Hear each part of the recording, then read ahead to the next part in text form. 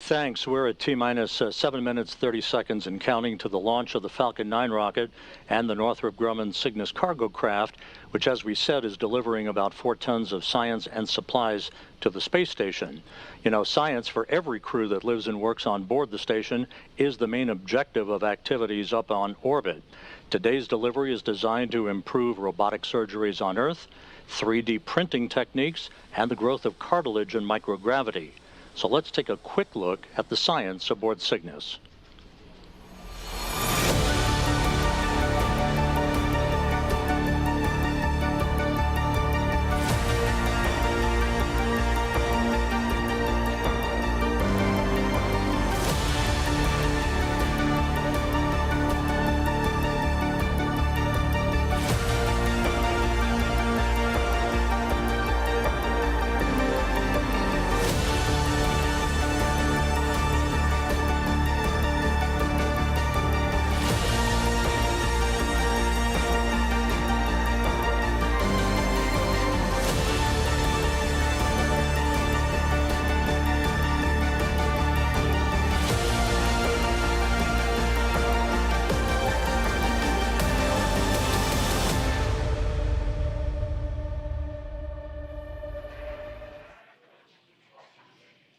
It's T-minus 6 minutes and 5 seconds, and the SpaceX team is working no significant issues. Weather is go, range remains go for launch, and at this point, RP-1 fuel is completely loaded on the second stage and nearly complete on first stage. Liquid oxygen loading is underway on both stages and will complete at T-minus 2 minutes to launch. We're also loading helium gas into both stages. Falcon 9 uses helium as a pressurant to backfill the propellant tanks as liquid oxygen and RP-1 are consumed by the Merlin engines during ascent. Helium load began before the broadcast went live and will continue to top off until a minute and a half before launch. Jesse, to make sure engine startup goes well, SpaceX performed what is called engine chill, where a small amount of the super chilled liquid oxygen flowed into the Merlin engine's turbo pumps. This was done to avoid a thermal shock to the propulsion system when the full flow of super chilled liquid oxygen is introduced into the Falcon 9 plumbing. Cygnus is also undergoing final vehicle health checks at this moment as it prepares to go on internal battery power, all of that being monitored by Northrop Grumman flight controllers in Dulles, Virginia. Now, the next event coming up will be the transporter erector retracting away from the vehicle. Now, the transporter erector, or the TE, is that large structural structure next to Falcon 9, which you can see there on your screen. There are some clamp arms that are around the second stage just below the fairing. Those will open up first, and once they are fully open, then the TE can recline away from the vehicle. And we did hear a call out that strong back retract is starting now. And it's a bit slow and slight, but you can see on your screen those clamp arms that I mentioned just below the fairing there are opening up. Again, in these last few minutes, Falcon 9 is performing final health checks on its primary communications, avionics, and propulsion systems in preparation for flight.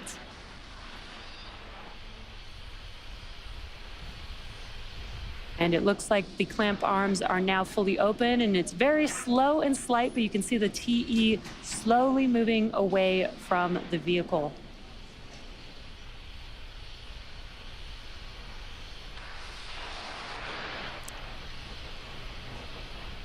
And that should conclude the TE retraction. Now, we may hear some callouts that engines are also sufficiently chilled as we get a little closer to liftoff.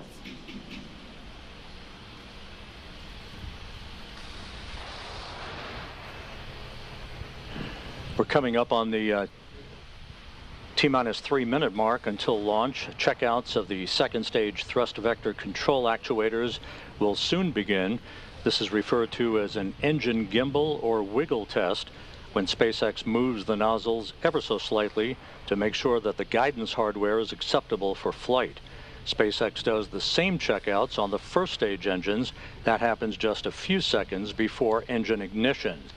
By the way, at the time of launch, the International Space Station will be flying some 260 statute miles over the South Pacific, southeast of New Zealand.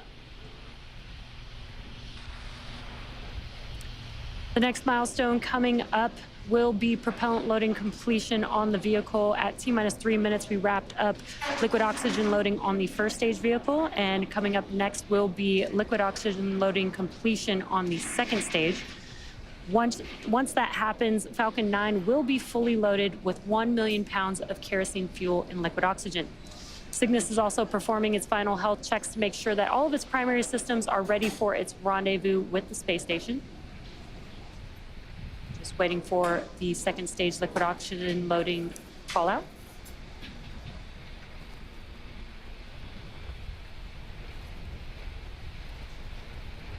Stage 2 lock flow complete. And there it is. That concludes propellant loading on Falcon 9. Now that this is complete, we will begin to vent out, and you can see it there on your screen, the liquid oxygen line on the transporter erector.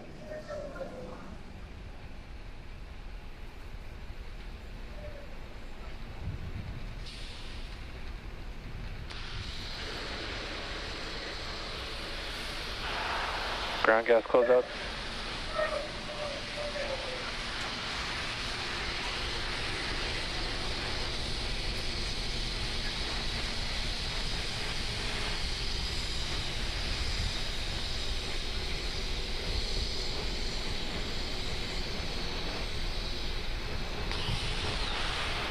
Falcon 9 is in startup. There's the call. Falcon 9 in startup. Cygnus now transitioning to internal power. The Falcon 9 computers are in final pre-launch checks. That instructs the rocket through the last seconds before liftoff. Falcon Cygnus, Both stages ND20, now go for being launch. pressurized for launch. The range remains go for launch. A pristine day for a launch from the Space Coast. T-minus 40 seconds and counting.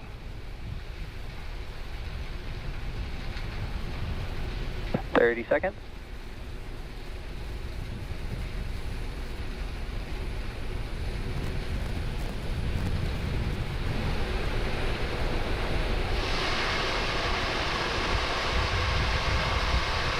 Seconds.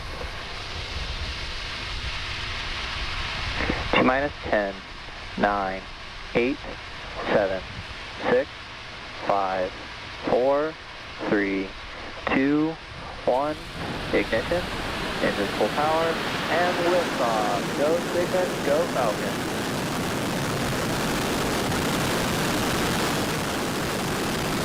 Falcon 9 and Cygnus begin their flight, taking aim on the International Space Station. Pitch and roll program are in. Falcon 9 arcing out to the northeast. MOD tier pressure trumpet.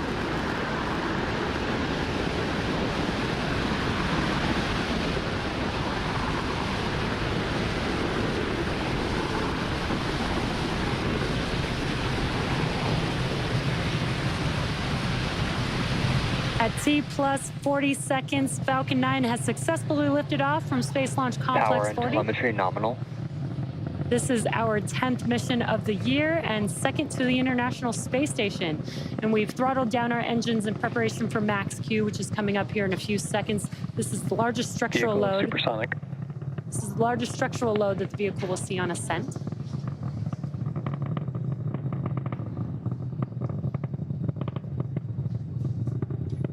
Max Q. And great news, we've passed through max Q and are throttling those engines back up. Next up will be 5 events in rapid succession. That will be main engine cutoff, stage separation, second engine start, or SES-1, the boost back burn startup on the first stage, and fairing separation. Main engine cutoff, or what we call MECO, is where all 9 M1D engines on the Falcon 9 first stage will shut down. It's all those engines that you see there on your screen. And this will be followed by stage separation, or the separation of the first and second stages. A few seconds later, the Merlin vacuum engine on the second stage will ignite to boost Cygnus to low Earth orbit, which is also known as SES-1. Then Falcon 9's first stage will ignite again to orient itself to head back to land with the boost back burn. Shortly thereafter, the fairing halves will separate and expose the spacecraft to the vacuum of space. Again, those 5 events coming up in a few seconds. MECO, stage separation, SES-1, the boost back burn starting up, as well as fairing separation. MECO. Stage separation confirmed.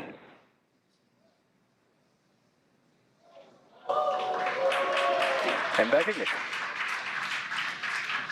Stage 1 boost back startup. And there we've had MECO stage separation, the MVAC engine on the second stage ignited, as well as the boost back burn starting up on the first stage vehicle. And some awesome views there on your screen. On your left-hand side is a view from the first stage. On your right-hand side, a view from the second stage.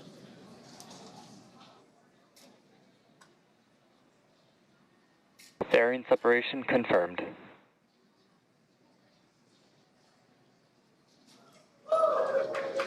And excellent news. We were able to see and hear the call out for confirmation of fairing separation. You can actually see one of the fairing halves falling back to Earth on your right-hand screen.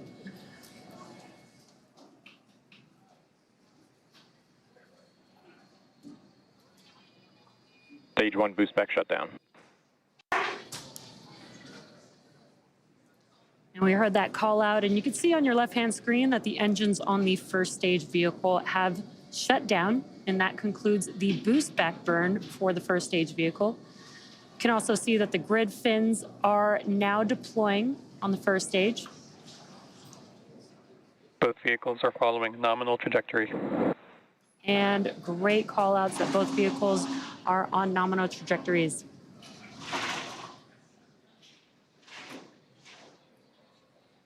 Some awesome views on your screen. Again, on your left-hand side is a view from the first stage. On your right-hand side is a view from the second stage looking at our MVAC engine. You're watching a live webcast for NG-20, Northrop Grumman's 20th resupply mission to the orbiting laboratory. This is SpaceX's 10th mission for 2024 and the second flight to the International Space Station just this year. You might be interested to know, in order to get to space, the rocket has to do more than just go up. It also has to go sideways and really, really fast.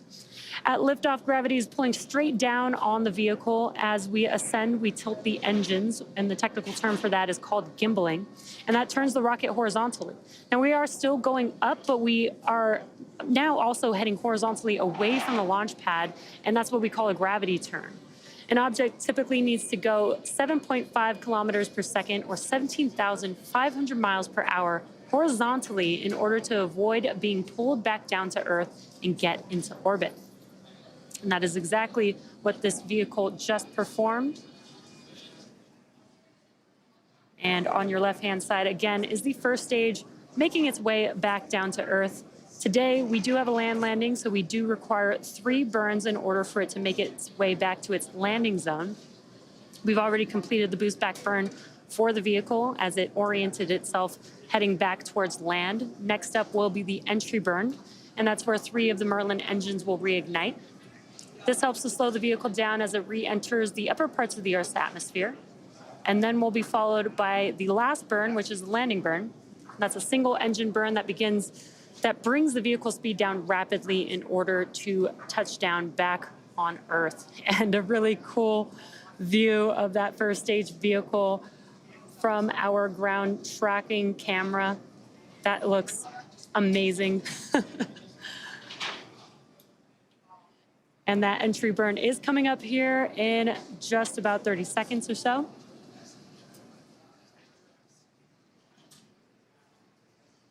Views look amazing today. Again, you can see on your left-hand screen the view of Earth in the background of the first stage as it's coming back down to Earth to land on our landing zone. Right-hand screen, again, is of the second stage, looking aft at our MVAC engine.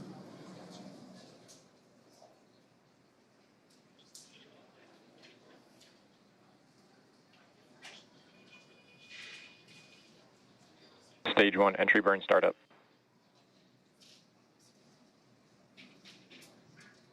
We just heard that call out, and you can see on your left-hand screen that the engines on the first stage vehicle have reignited. It's just about a 17-second burn. Stage 1 entry burn shutdown. And Stage awesome, 1 FTS has saved. Awesome tracking view of our first stage vehicle. As you can see that the entry burn has concluded. And the first stage vehicle continues to make its way back down to Earth. Both vehicles continuing on a nominal trajectory. And this is an incredible view that we are getting of the first stage vehicle heading back to land. Right now it's using its 4 grid fins to guide Stage 1 transonic. the vehicle during its descent. And this is amazing. You can see those 4 grid fins deployed. What a view that we have. Stage 1 landing burn. And you can see that the landing burn has begun for the vehicle. Let's watch as Falcon 9 touches back down on land.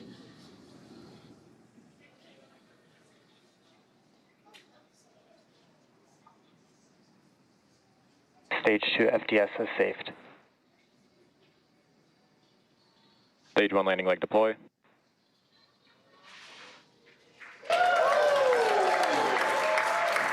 Stage 1 landing confirmed. What a sight to see.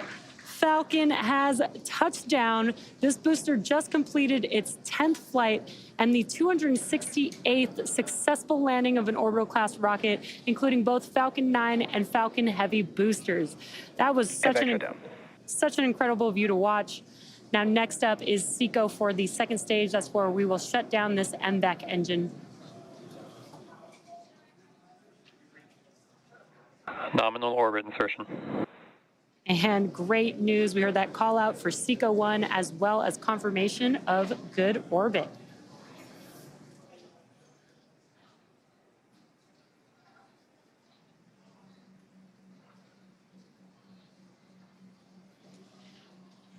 At T plus 9 minutes and 15 seconds into the mission, the second stage has one last major task, commanding separation of the Cygnus spacecraft just a few minutes from now. For those of you just tuning in, you're watching a live webcast for NG-20, Northrop Grumman's 20th resupply mission to the International Space Station. This is SpaceX's 10th mission for 2024 and second flight to the International Space Station this year. And for those of you following along, you'll know that Cygnus will be joining 2 SpaceX Dragon spacecraft that are already docked at station as part of the Crew 7 and Axiom 3 missions. Crew 7 docked with the space station in August of last year, and Axiom 3 arrived earlier this month on January 20th. We are getting some incredible views. Again, what you're seeing on your screen is a view from the second stage looking aft at our MVAC engine. And you can see today that we are flying a shorter nozzle.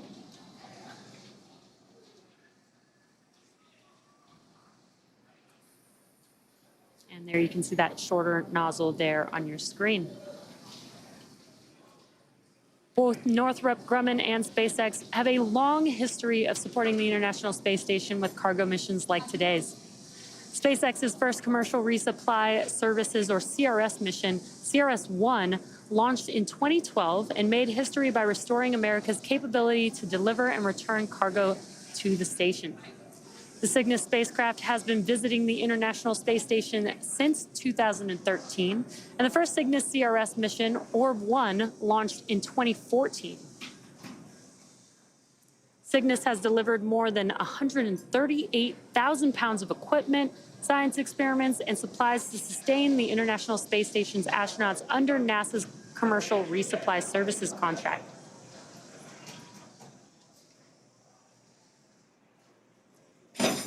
The most recent cargo resupply mission was SpaceX's CRS-29, and that was at the end of 2023, delivering more than 6,500 pounds of scientific research, crew supplies, and hardware to the orbiting laboratory. And today, Dragon is the only spacecraft currently flying that is capable of returning significant amounts of cargo back down to Earth. The CRS partnership has helped build a strong American commercial space industry that will soon take us to destinations beyond low Earth orbit. Now, in fact, these missions provide critical learnings that will help us develop a human presence on the Moon and Mars, which will require a steady supply of cargo missions to grow and thrive. Again, if you're just now tuning in, we've had an on-time liftoff from Cape Canaveral at 12:07 p.m. Eastern Time. We had a good stage separation. Falcon 9's first stage returned back to land and touched down for landing. Now, right now, what you're seeing on your screen is a view from the second stage vehicle looking after our MVAC engine, but the Cygnus spacecraft is still attached. And we are just waiting for Cygnus separation from the second stage in just about a couple minutes from now.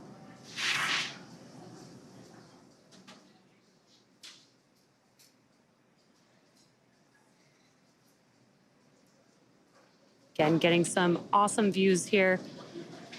And you can see that the vehicle is coasting. On your bottom right-hand corner of your screen, you can see the speed as well as the altitude of the vehicle with the payload attached. As a reminder, this is the first SpaceX launch of Cygnus this year. Cygnus refers to the constellation that is visible in the northern night sky. It's the company's tradition to name each Cygnus spacecraft in honor of an individual who has made substantial contributions to human spaceflight. Northrop Grumman named the NG-20 Cygnus spacecraft in remembrance and celebration of the life of NASA astronaut Dr. Patricia Patty Hilliard Robertson. Following separation, Cygnus will have a nearly 40-hour transit to the space station, where the station's Canadarm2 will grapple Cygnus, and the spacecraft will attach to the Unity module's Earth-facing port for cargo unloading by the Expedition 70 crew.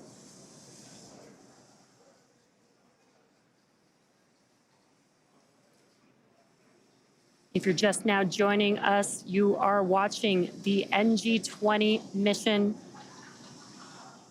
carrying the Cygnus spacecraft currently attached to our Falcon 9 second stage, awaiting separation in just about under 30 seconds from now.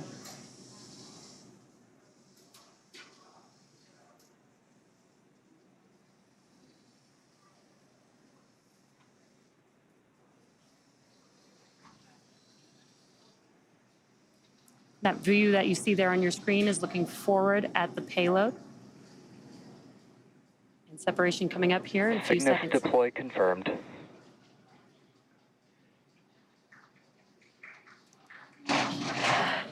And an incredible view. You can see the Cygnus spacecraft drifting away from Falcon 9's second stage, confirming successful spacecraft separation. The Cygnus spacecraft is now on its way to the International Space Station, expected to arrive in just under 40 hours at 3:20 a.m. Central Time. And that's going to wrap it up for me here in Hawthorne. Be sure to check out spacex.com/launches for a schedule of our upcoming missions. In the meantime, Rob, what's next for Cygnus? Jesse, thanks very much. Great ride into orbit for Cygnus, and I must tell you that the flight controllers here in the International Space Station Flight Control Room were simply mesmerized by that great video of the first stage landing following its job to deliver Cygnus on its way to orbit. Joining me now on the phone here in Mission Control in Houston is Jeff Arend, the manager for the Systems and Integration Office for the International Space Station program. Jeff, welcome in with us today. Yeah, Rob, thanks for having me. Yeah, it's always good to talk with you. Jeff, a pretty significant day. How significant for the program was today's launch as SpaceX and Northrop Grumman collaborated to send Cygnus on its way to the station? Yeah, I guess I'd start by kind of echoing what you just said, that both of our commercial partners, but for cargo and science delivery, as you said, Northrop Grumman and SpaceX, you know, they've each done an amazing job in all aspects of the service that they provide ISS. And as you kind of alluded to, they've stepped up their game even more this time around with the basically a seamless arrangement to launch Cygnus for the first time on a Falcon 9. So yeah, I can't say enough there. And as you know, the plan going forward is to continue this arrangement for at least a couple more Cygnus flights.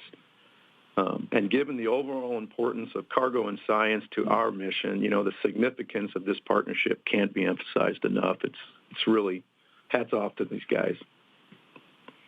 Jeff, if you would, pretty busy up on the station, 11 crew members, 8 nations being represented in the midst of Axiom 3. So over the next 48 hours, outline for us the upcoming activities for the crew on board as they prepare for Cygnus's arrival Thursday. Yeah, happy to. I'm actually going to start a little bit earlier because it's good to remind folks that because this is a vehicle that we capture with the SSRMS, there is some study time and training time that the onboard crew goes through actually in the week leading up to this event. So Laurel and Jaws have been doing some work together, and they actually get some hands-on activity with the actual arm. We actually back away from a grapple fixture and then reapproach the grapple fixture, similar to what they'll do for a capture. So they get a feel for how the arm actually performs in orbit. They also have to do a little house cleaning. There's, the port that Cygnus is going to usually has stowage in front of it, so they need to clear the port both for hatch opening and entering the Cygnus. And the other thing that serves for is we install a camera, an alignment camera that the crew will then check out, and it actually looks out the Node 1 hatch window, and that helps the ground team to actually, with their alignment, when they actually berth the Cygnus to Node 1 nadir. And then the final thing is tomorrow morning, actually before the actual Cygnus comes to station, they'll set up the robotics workstation that they use. They use that for monitoring Cygnus as it approaches ISS. They use it to ensure that the vehicle stays within the expected corridor and remains safe. And then, of course, they perform the capture operations of Cygnus when it gets to what we call its capture point. So, they got a lot on their plate, but it starts even before the week before the actual launch of the vehicle. Jeff, thanks very much. We appreciate your time today, as always. Yep. Thank you, Rob. Appreciate it. Jeff Aaron, the manager for the Systems and Integration Office for the International Space Station. Next up will be the deployment of Cygnus's solar arrays, scheduled to begin around an hour and 40 minutes from now. That critical milestone will take about 30 minutes to complete, and once the arrays are deployed, we'll provide an update on the station blog with the latest news. From this point on, Northrop Grumman flight controllers at their Mission Operations Center in Dulles, Virginia, will be monitoring Cygnus's flight to the International Space Station, along with flight controllers here in Houston. They'll work in tandem early Thursday as Cygnus arrives in the neighborhood of the Orbital outpost. With that, we're going to wrap up our coverage of the launch of Northrop Grumman's 20th Commercial Resupply Services mission. Cygnus now on course to be captured at about 3:20 a.m. Central Time, 4:20 a.m. Eastern Time Thursday morning. Live coverage of rendezvous and capture will begin at 1:45 a.m. Central Time, 2:45 a.m. Eastern Time, followed by coverage of Cygnus's installation to the station at 4:45 a.m. Central, 5:45 a.m. Eastern Time. In the meantime, you can learn even more about this mission on the web at nasa.gov/commercial resupply. So on behalf of my colleague Jesse Anderson of SpaceX in Hawthorne and our colleagues at Northrop Grumman, thank you for joining us today. We'll see you back here early Thursday morning. This is Mission Control Houston.